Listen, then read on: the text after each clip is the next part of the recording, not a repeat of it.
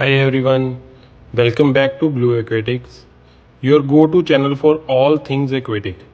Today, we are diving deep into a topic that is often debated in the fish keeping community: choosing the right tank mates for your flowerhorn. You have been wondering whether your flowerhorn can coexist peacefully with other fish? Then stick around because we are going to explore every aspect of this topic in detail. So, by the end of this video, you will have all the knowledge you need to make the best decision for your aquarium.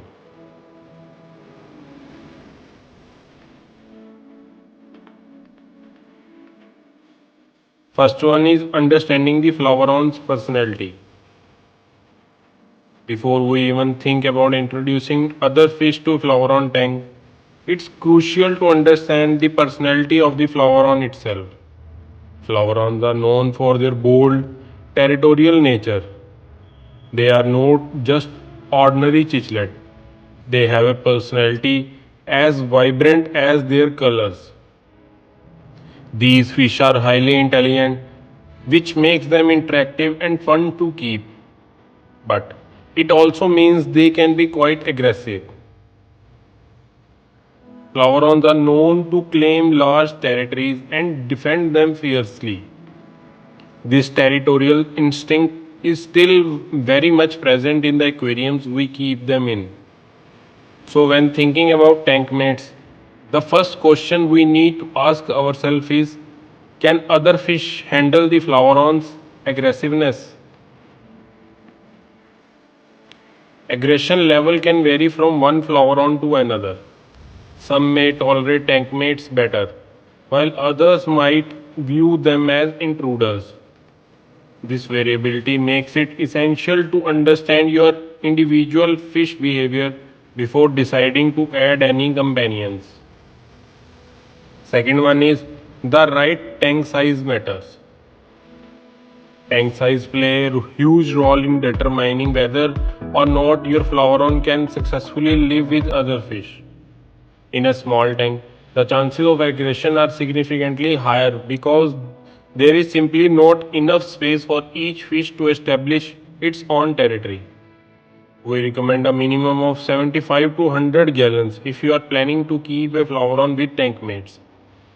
The size provides enough room for your flowerhorn to have its own space while also allowing other fish to swim freely without constantly encroaching on its territory.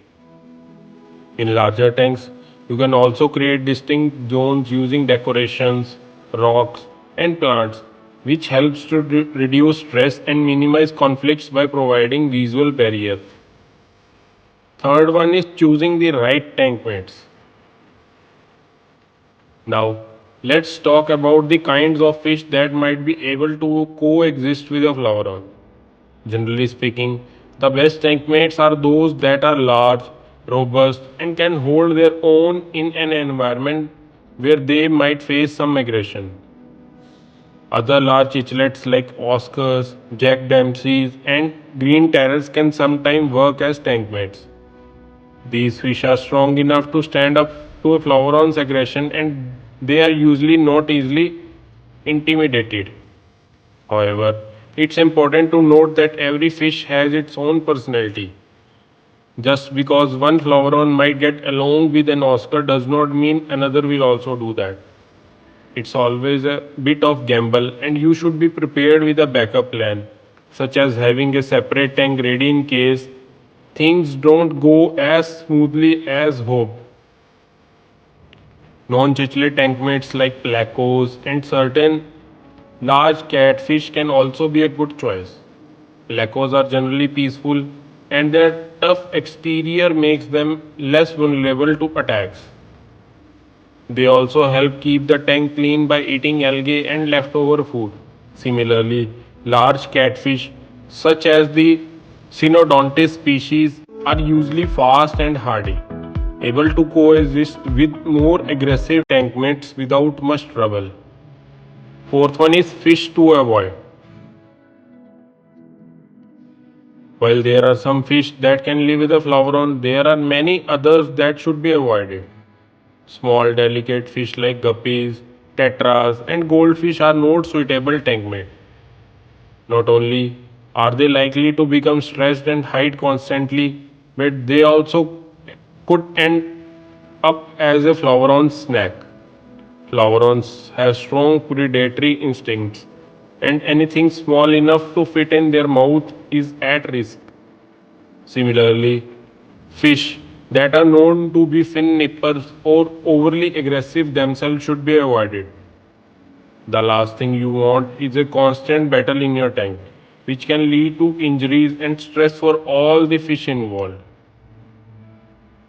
Fifth is monitoring and adjusting the tank environment. If you decided to introduce tankmates to your flowerhorns aquarium, it's crucial to closely monitor the situation, especially in the first few days. Watch for signs of aggression such as chasing, nipping, or outright fighting.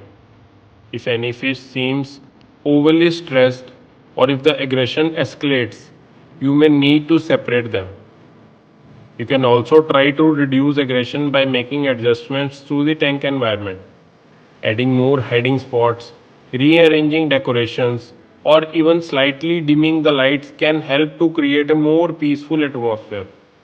It's also a good idea to feed your fish well during this time, as hunger can sometimes increase aggression behavior. So, last is conclusion and final tips. In conclusion, while it's possible to keep a flower on with other fish, it requires careful planning, observation, and sometimes a bit of trial and error. Remember that every flower on is unique and works for one fish may not work for another. Always have a backup plan and be ready to make changes if things don't go as expected. The key to success lies in understanding your flower-on's personality, providing a spacious and well-decorated tank and choosing robust compatible tank mates. So thanks for tuning into Blue Aquatics. If you found this video helpful, don't forget to give it a thumbs up and subscribe to our channel for more expert advice on keeping your flower on thriving. And as always, we would love to hear from you. Share your own experience with flower on tank mates in the comments below. Until next time, happy fish keeping everyone.